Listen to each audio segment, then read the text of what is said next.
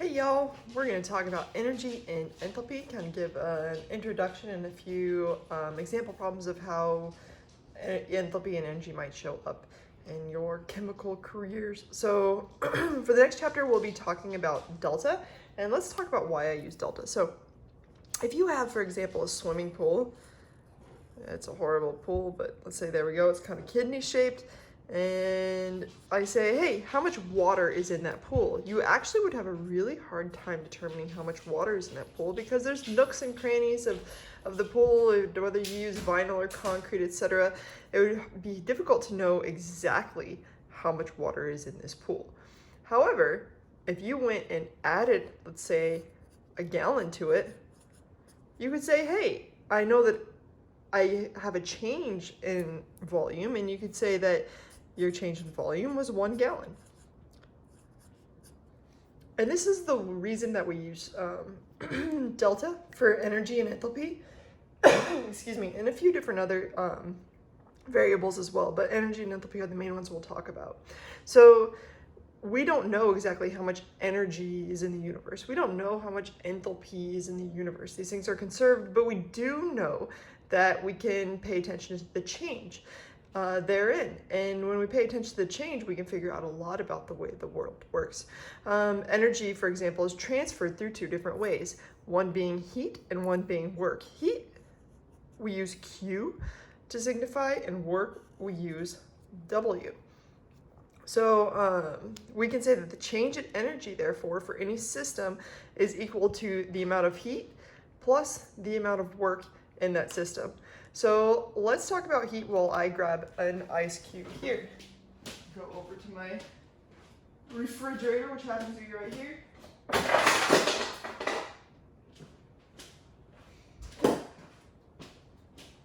So I hold in my hand right now an ice cube. Now you might think that, I don't know what you might think, but if I asked you what this feels like, you would probably think that it's cold, right? If you're like 99% of people. Well, if you're not that 99% of people, you might say it feels heat absent, and you would actually be far more correct because there is no such thing as cold. It's actually really cold, way colder than I thought it would be for this demonstration. I'm gonna hold it in my other hand while we talk about this.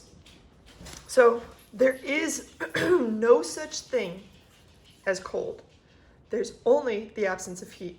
So let's look at this ice cube. As I hold it in my hand, what's going to happen to it? You can already start to see some of it becoming a liquid. What's making it become a liquid? Well, it's becoming a liquid because it's receiving heat from my hand that's being applied to the bonds that are holding this solid together and turning it into a liquid. In other words, my hand is losing heat. And because my hand loses heat, that is why it feels cold. It's absent of heat. And so if we look at my hand as a system, heat is being lost. In other words, heat is negative. It would have a negative symbol. So if I were to write some kind of system, I would say it has a negative Q, because remember, Q is equal to heat. The heat of the ice cube, however, what's happening to the ice cube? Well, it's gaining heat from my hand, right? It's melting, it's gaining heat from my hand, and that would be positive. In other words, positive Q. I better get rid of this ice cube before it reads my papers. All right. And so understanding this one simple principle is really important, that there is no such thing as cold. There's only absence of heat, and we can watch how heat travels depending on what the system is. So again, when it was my hand, I was losing heat. I lost heat. I gave heat away, essentially. I gave heat to the ice cube, and that's why my hand felt cold. The ice cube itself received heat, and that's what allowed it to melt. So pay attention to signs. They end up being very, very important, positive and negative signs. Now let's look at work. Demonstration here. I'm going to go ahead and take this pen, and I'm going to push it. First, I should probably preface that work equals a force applied through some kind of distance. So for example, I used force here to push this thing through a distance, and I did work on the pen now. There are several different ways that you can do work. We'll talk about it here in a little bit, but generally if something is moving and has moved to a new location, work was done on it. So if the pen is a system in this case, my question is it going to be positive or negative work? Well, if work is the system, is it doing work or is it receiving work? It's receiving work, right? It had work done on it, and therefore it's positive. But if I am the system, if my fingers or my body or whatever is the system, I'm losing work. I'm doing work. Work is going to be negative for my system. I did work.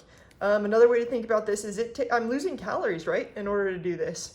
I mean, not nearly enough. I need to do this about 8,000 billion more times. Not sure if that's a real number, but it's pretty cool, right? That as I do this, I'm doing work on the pen, and therefore I've lost work and my work would be negative. Again, really important you understand the signs there. And if you didn't understand what I just did, I would like you to rewind back, look at the heat again, then go through the work and see if you get it then.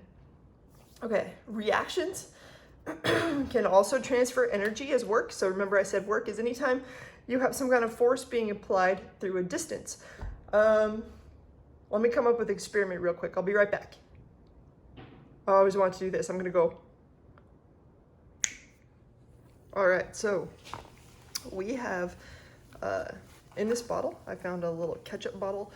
And in this ketchup bottle, I have placed a little baggie full, saran wrap full of baking soda. And then at the bottom here, I have extra strength vinegar, which is acetic acid. And I'm going to go ahead and just put this cap. It's funny, I was trying to hide the label, but I think it's beyond obvious the kind of ketchup I have. So please don't sue me for eating your ketchup. All right, so what I'm gonna do is I'm actually gonna drop this in. I'm gonna shake it and put this cap on really tight because I don't want any air to get out. And I'm just gonna shake that thing. And what you can see, that was awesome, is a little bit of work being done by a reaction that occurred. All right, so you can imagine if that reaction that just occurred had been in a system like so, where we have for example, a piston right here that's able to move up and down. And what happened was, it was just simple baking soda and vinegar, right? But it created a gas. And we know that gases take up volume. And so what happens is you create more and more gas, it needs more and more volume. So it starts to push this piston up. And so in a closed system, this is exactly what happened with the ketchup container. It popped the lid open, which is what I was hoping would happen. I didn't hope it got all over the ceiling, but that was the signs were there. So now, when we're talking about a change in volume here, pushing something up, that would do work on that thing. So for example, if you had like a little pony, let's go over here. Actually, I don't know if I could draw a pony. Let's draw a rabbit. I know how to draw rabbits. Kind of. Doot, doot, doot.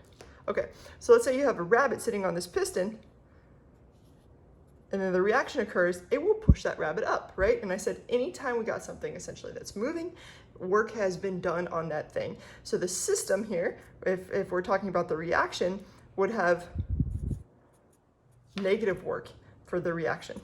So it did work on the rabbit, but the rabbit would have positive work because work was done on it. Okay, so this actually has its own equation, and we call this pressure volume work. And the work that a reaction does is equal to negative P times delta V. It's negative again because it's the thing that's usually doing the work. Work equals negative P dV. And of course, if the volume ends up going down, if we're, for example, we have a reaction that eliminates a gas, it would do negative, it would have a negative volume, and negative times negative would be positive. So in other words, the work would be done on it. All right, so let's do an example here. Your car, for example, runs via pressure volume work. The pistons inside your car are pushed via combustion of octane gas. This is regular gasoline. It's actually a liquid, but we call it gasoline. And so if you have octane and it's combusting in a car, and it causes pressure volume work of 452 joules onto your car. In other words, it loses 452 joules of pressure volume work. It also says heat released is 325 joules. So released heat, so we lost 325 joules. This is what is the total energy loss of the engine? Well, we know the total energy. Maybe I'll change this to total energy change so we can make sure that we're all on the same page here. Let's change this to total energy change of the engine. Well, I don't know why I'm getting a calculator out. Well, we know that change in energy is equal to Q plus W. And W can be anything. It could be pushing work, it could be pressure volume work, it could be either of those things. We know that the heat was 325 joules, negative 325 joules. And we know that the work done by that pressure volume was negative 452 joules. That looks like negative 770. Hey, that works out really well. That looks like negative 777 joules was essentially lost by the system. And in fact, car engines are very inefficient. We lose a lot of heat. Losing work is a necessary thing. We want to lose work because that work is done eventually onto your tires and pushes your car forward. And so that's something that we want. All right, moving on to the next section. It says enthalpy is energy without the pressure volume work. So essentially, we're going to say that enthalpy, which we denote with an H, the change in enthalpy is essentially equal to the change in energy in certain situations when there's no change in volume. The good thing is most cases there is no change in volume. If you have a reaction occur in a closed system, for example, there's no change in volume. Or if you have a reaction where there is no gas made, there are actually various different things you can read about in your book. They give you about 10 different situations when there's no change in volume. And why that is because normally we would say enthalpy, delta H, is equal to change in energy plus P delta V. In other words, work. But if this ends up being 0, then this whole thing will go to 0. And that's why we have change in enthalpy is equal to change in energy. We're going to say approximately because oftentimes there's a little bit of pressure volume work, but it ends up being negligible compared to the change in energy. All right. If none of that made sense, it really doesn't matter because here's ultimately what I want you to remember. H is what heat starts with, right? Delta H is essentially the change in heat. And now we're going to look at change in heat. So it's energy transferred as heat. And from here on out, we'll be thinking of it just like this. Okay, let's go ahead and go back to water. We're going to determine if something's endo or exothermic. Endo meaning in, it takes heat in. Exo meaning out. Heat, we lose heat in that situation. So here we have liquid water going to a gas. So in order for liquid water to turn to a gas, you have to add heat to it, right? So it starts to boil, and here we have liquid water, and then we have a gas, and in order to do that, we had to add heat, right? What this reaction would be if we actually wrote it out is we'd say liquid water plus heat will turn into a gas. Hopefully that makes sense. In other words, you require heat in order for the reaction to occur. In other words, you take heat in order for the reaction to occur. And that is why this would be endothermic.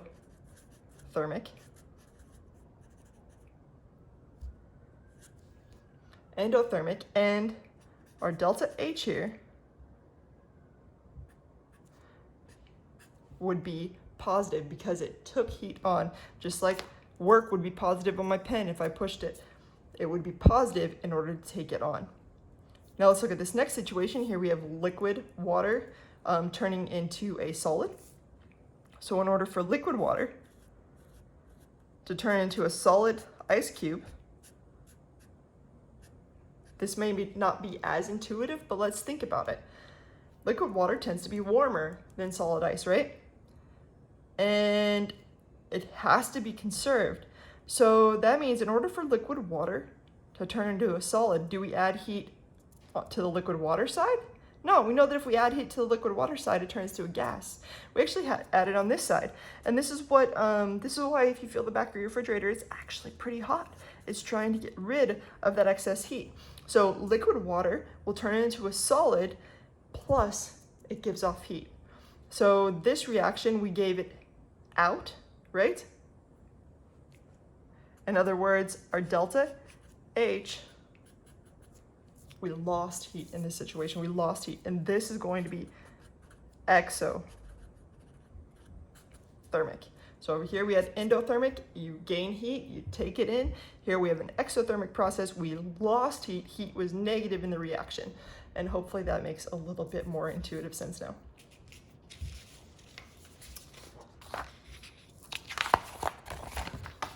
In cold packs, essentially, if you've ever had a cold pack, it's something you break open and it gets real cold real fast.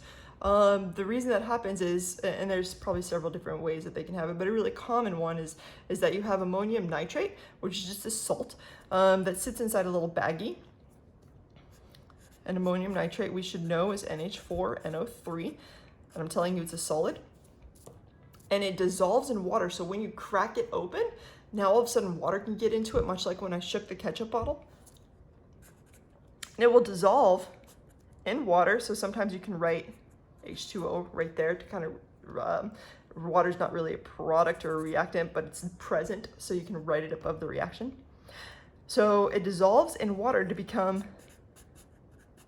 ammonium, that's aqueous, it means by dissolving, and nitrate, which would also be aqueous. And so this reaction right here, it says that it gets colder as soon as you do this, right? So we've got to stop and think, okay, if it gets colder here, what happens to the heat? Is it going to be on the reactant side or the product side? Well, we know that my hand got colder, right? When I lost heat, right? And so that means the atmosphere is also going to be losing heat in order for the reaction to occur. The ice itself was cold, right? And the reason that it was cold is that it was absorbing heat from around it. And so the exact same principle can apply here. In order for this reaction to occur, it must take heat out of the atmosphere, and that's why the surroundings of it feel cold. Our heat, therefore, must go over here.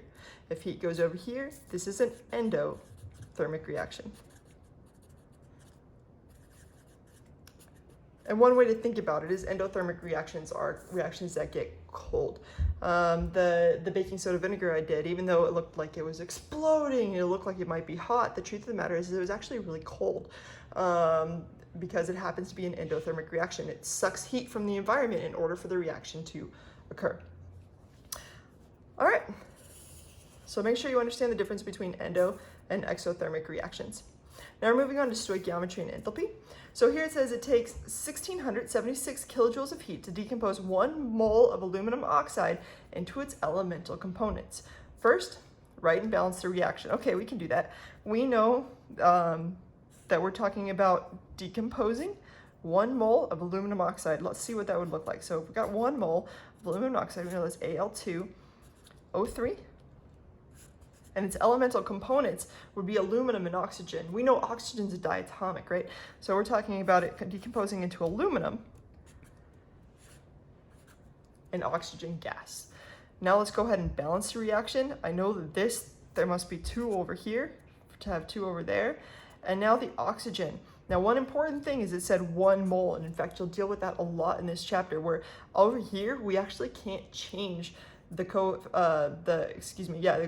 here.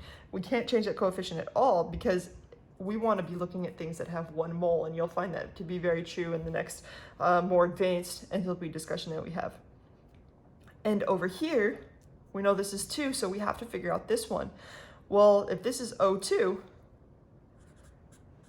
we have to have 1.5 O2s in order to equal 3 oxygens over here.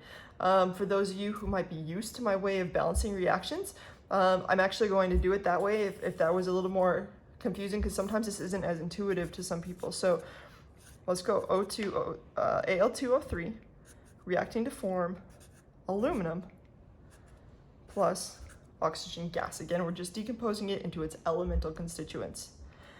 We'd usually start with one of these. It doesn't really matter which one. Let's go ahead and go with the oxygen. Let's get the one that looks a little crazy out of the way. Put a 3 there and a 2 there. What's 3 divided by 2? 3 halves, and that's what you put here. And then you have 3 on that side. You do the same with aluminum. On our left-hand side, we got 2. On our right-hand side, we got 1. What's 2 divided by 1? It's 2, and you put that answer there. So if you're used to my style of balancing, this works exactly the same way as it always has. Nothing has changed, just because we're using fractions. Okay, so there's my balanced reaction.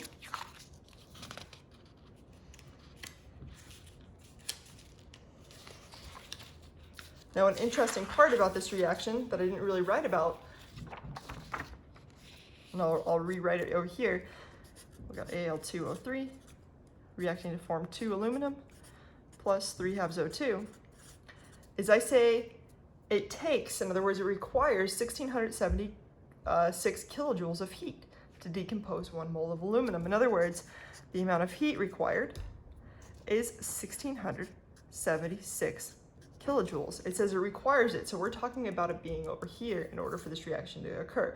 So if you've got aluminum oxide, you just heat it up and it'll go back to aluminum and O2, which is pretty cool. It requires a certain amount of energy to do that, but that's why aluminum is actually very, very stable. It requires heat in order to break it down like that.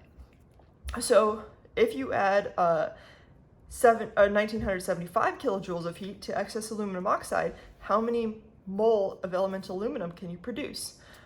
Well, again, if we have 1676 kilojoules, we can produce 2 mole of aluminum and 3 halves mole of O2.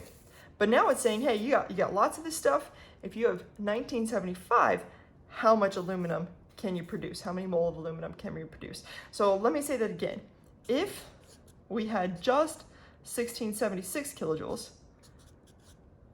we could figure it out this way. We know that there are 1676 kilojoules. We know that for every 1676 kilojoules, we get 2 mole of aluminum. In other words, we could produce 2 mole of aluminum with 1676.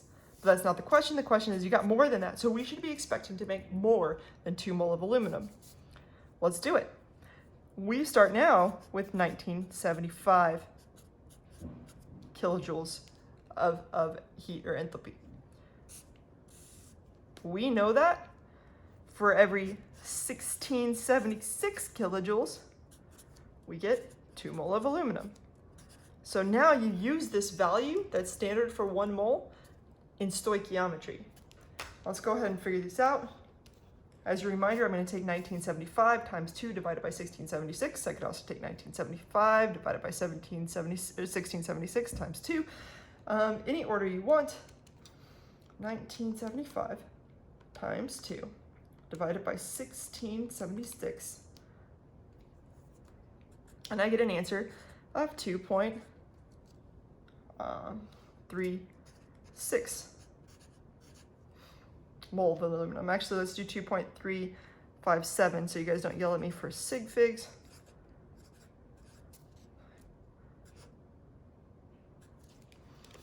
So 2.357 mole of aluminum, and that should make sense because we have more than what we had in this one, which produced 2 mole. So now we have a little more heat. We ought to be able to get a little more aluminum. Let's drive this point home. Looking at stoichiometry, it says how much heat would be required, so I'll kind of go backwards, to form 58 grams of aluminum. Well, we know the first thing we do when we got grams is turn that stuff into moles. So 58.0 grams of aluminum. we know that there are 26.98 grams per mole of aluminum, and that's great. But now we want to go from mole of aluminum town to heat town. In order to go from mole of aluminum town to heat town, if this is mole of aluminum, we have to put mole here, but we're using stoichiometry. So now we have to look at coefficients. We know for every 2 mole of aluminum, you require 1676 kilojoules of heat. And let's go ahead and calculate this. 58.8 times 1676 divided by 26.98 divided by 2. And I get an answer of 1826 kilojoules, which makes sense to me because here we had a little more than a mole. But let's go ahead and do it one more time just to make sure I didn't have any typos. 58 divided by 26.98 divided by 2 times 1676, going different ways. I like to do that. I see what I did before. I had 58.8. So I get 1801 kilojoules, 1801 kilojoules. So in other words, it would require a little more than 1676 to make a little more aluminum than the 2 moles. And this should make a lot of sense to you if you really understand stoichiometry. Now this had 3 sig figs, this had 3, 4, infinite, and 4. So really my answer should be 1.80 times 10 to the 3rd kilojoules. So I don't get emails about that one. Love you guys though. I love that you catch that stuff. Okay, moving on. Just kidding. I think that was the end. Yeah. All right. I'll be back with more later. Heat capacity is the next one in this series.